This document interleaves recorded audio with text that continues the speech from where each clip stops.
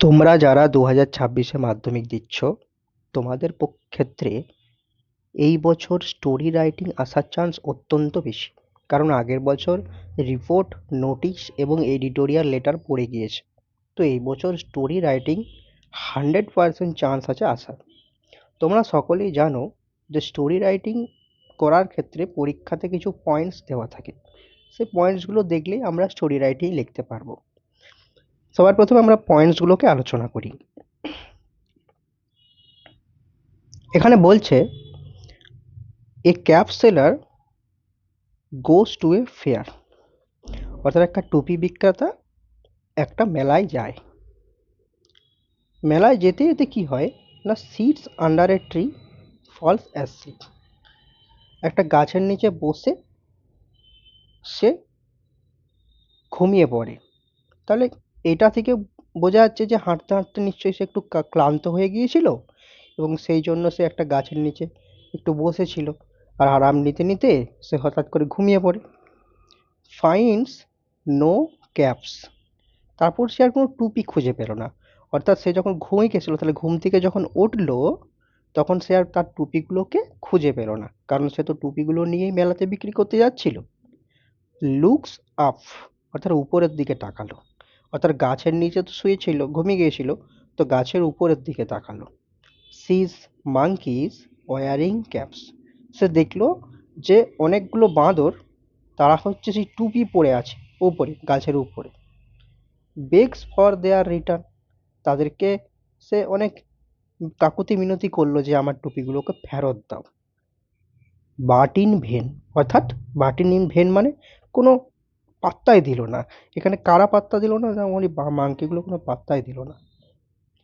At a loss what to do, at a loss what to do মানে সে কি করবে সে খুঁজে পাচ্ছিল না।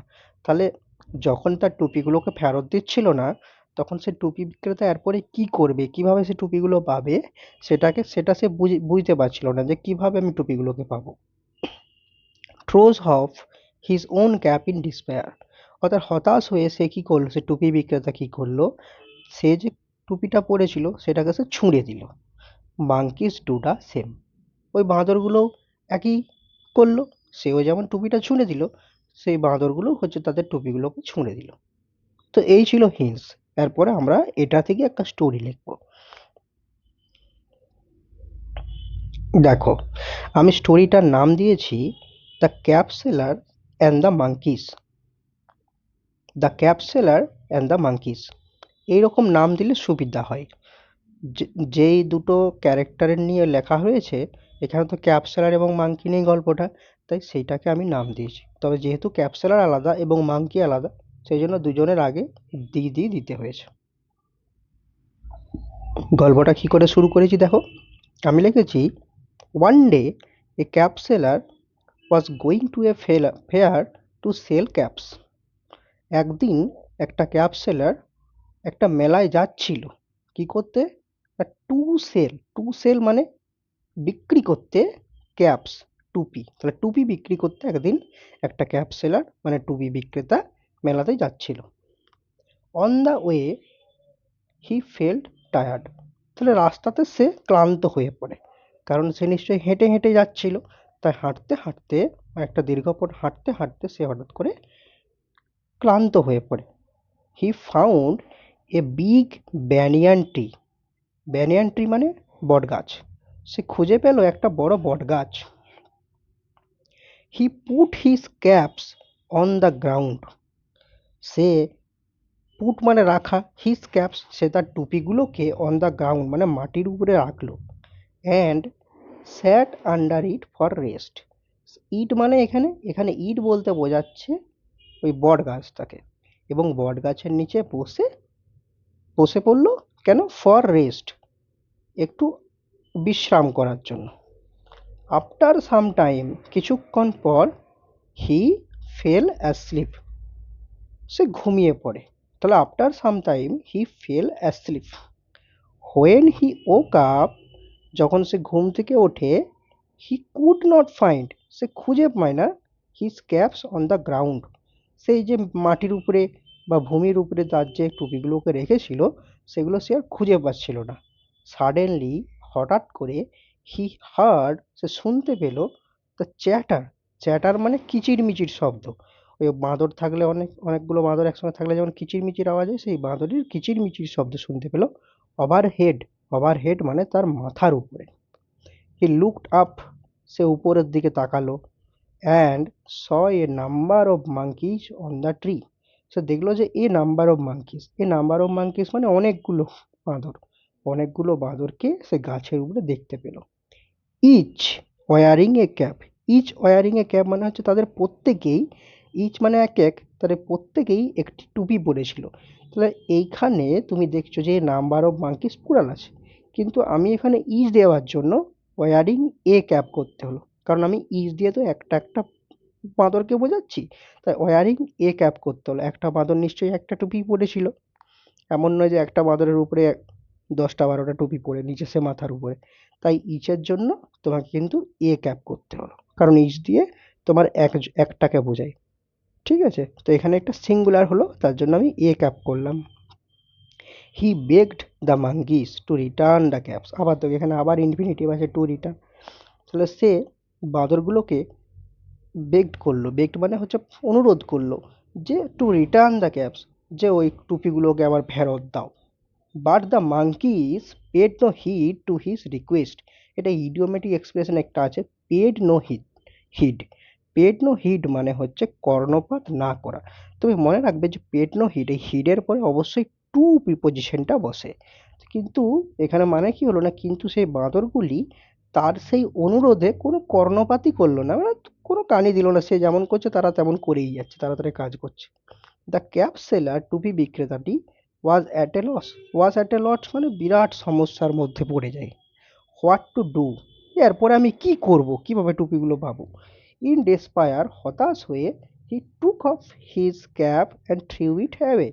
সে কি করলো, তার নিজের ক্যাপটাকে টুক অফ মানে খুললো, অ্যান্ড থ্রিউ ইট অ্যাওয়ে এবং দূরে ছুঁড়ে দিল। ইনস্ট্যান্টলি, ইনস্ট্যান্টলি মানে হচ্ছে ইমিডিয়েটলি বা সঙ্গে সঙ্গে, দ্য মাঙ্কিজ সে বাঁদরগুলি took the caps off their heads, তাদের মাথা থেকে ক্যাপগুলিকে খুললো, and threw them on the ground এবং ওটিকেও তারা কী করলো না, নিচে মাটির উপরে ছুঁড়ে দিল।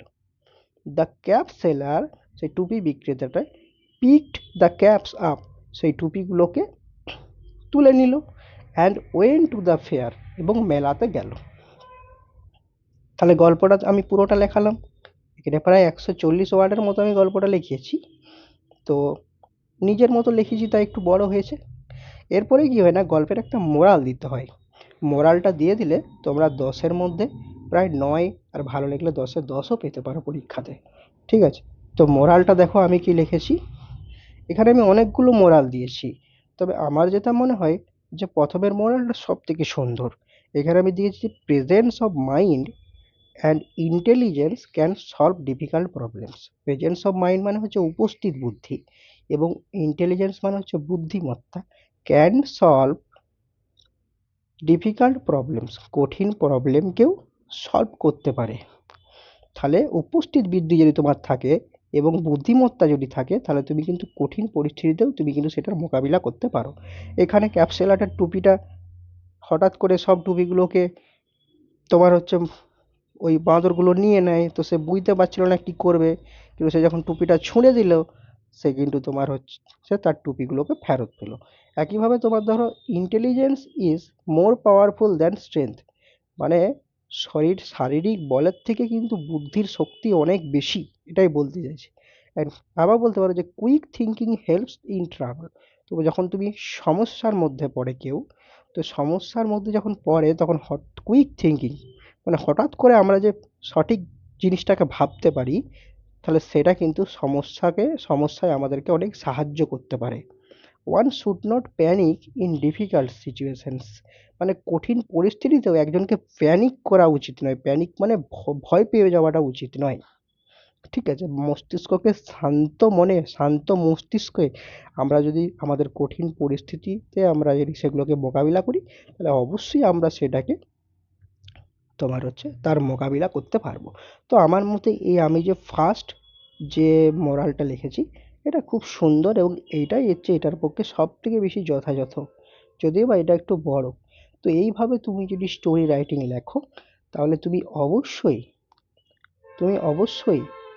10-এ 10 পাবে। আমি কি বললাম যে তুমি 10-এ 10 পাবে, এবং আমি টিউশন পড়িয়েছি, আমার স্টুডেন্ট অবশ্যই 10-এ 10 পেয়েছিল, না হলে তোমার মাধ্যমিকে 94 কি করে পেলো? অবশ্যই তার রাইটিংয়ে একটা ভালো মার্কস এসেছে। এবং তোমাকে মনে রাখতে হবে যে আমাকে গ্রামার এবং রাইটিং এই দুটোতে আমাকে কিন্তু ফুল মার্কস পেতে হবে, ঠিক আছে? ফুল মার্কস পেতে হবে, তবে তোমার মাধ্যমিকে তুমি 10-এ 10 পাবে। তো আমার চ্যানেলটা অনেকদিন কিছু ভিডিও দেওয়া হয়নি, এবার থেকে কিন্তু আমি রেগুলার দেবো। তো তোমার যেটি ভালো লাগে অবশ্যই আমার চ্যানেলটিকে ফলো করতে পারো।